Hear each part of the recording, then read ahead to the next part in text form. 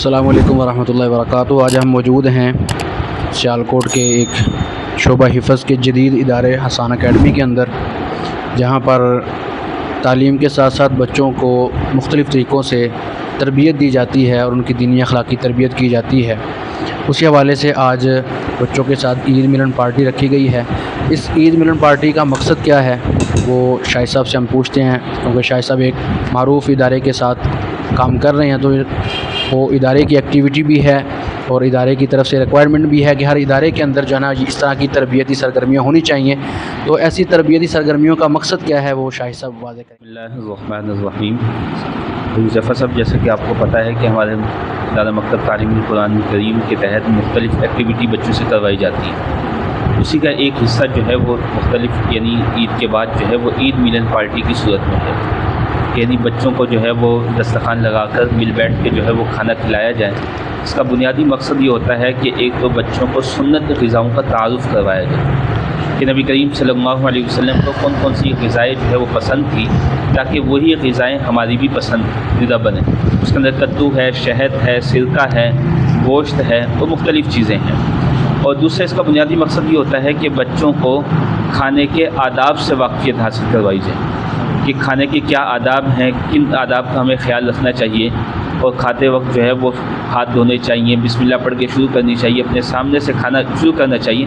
ایک یہ ہے کہ اساتذہ صرف ان کو بتا دیں، دوسرا یہ ہے کہ ان سے عملی طور پہ جو ہے وہ پریکٹیکل یہاں پہ ادارے کے اندر، کلاس کے اندر، درسگاہ کے اندر کروایا جاتا ہے، تاکہ بچوں کو یہ بات اچھی طرح سمجھ میں آ جائے۔ اور دوسرا کہ آپس میں مل بیٹھ کے کھانے کا جو ہے وہ شوق پیدا ہو، اور اپنے کھانے کو دوسروں کو کھلانے کا شوق پیدا ہو، ایک جذبہ پیدا ہو، یعنی مل بیٹھ کے آپس میں ہم نے کیسے کھانا کھانا ہے اس کی بھی ترغیب ہے۔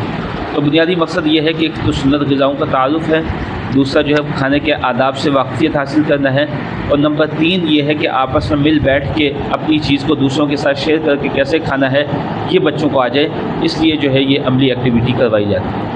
اور آج یہاں پر بھی ہم الحسان اکیڈمی کے اندر آئے ہیں، اور یہاں پر بھی اس چیز کا اہتمام کیا گیا ہے، بچوں کے لیے عید ملن پارٹی کا نظم بنایا گیا ہے۔ اس کا بھی بنیادی مقصد یہی ہے کہ بچوں کو کھانے کے آداب سے واقفیت حاصل کروائی جائے۔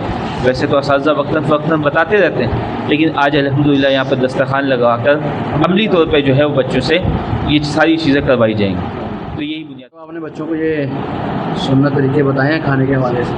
جی الحمدللہ بتائے ہوئے۔ بچوں سے پوچھ لیں پھر آپ پوچھ سکتے ہیں۔ جی بیٹا، کھانے کے آداب کارسن نے آپ کو بتائے ہوں گے، تو کھانے کے آداب کیا ہیں ذرا ایک ایک دو بتا دیں سارے بچے ذرا۔ کھانا کھانے سے پہلے ہاتھ دھونے چاہیے۔ ہاتھ دھونے چاہیے، ماشاءاللہ۔ تو کس کس نے ہاتھ دھو رہی ہیں بیٹا؟ کسی نے بھی نہیں دھوئے؟ میں نے دھوئے تھے۔ ابھی جانا پانی آ رہا ہے جی۔ اور دوسرا بتا دیں بیٹا۔ جوتی اتار کر کھانا کھانا جوتا چاہیے۔ اتار کر کھانا کھانا چاہیے۔ جوتا سب نے اتارا ہوا ہے نا؟ جی ماشاءاللہ جی۔ کھانا کھانے سے پہلے بسم اللہ پڑھنی چاہیے۔ بسم اللہ پڑھنی چاہیے، وہ ابھی نہیں پڑھنی ہے آپ نے بسم اللہ، ٹھیک ہے؟ کھانا جب شروع کریں گے پھر بسم اللہ پڑھنی ہے۔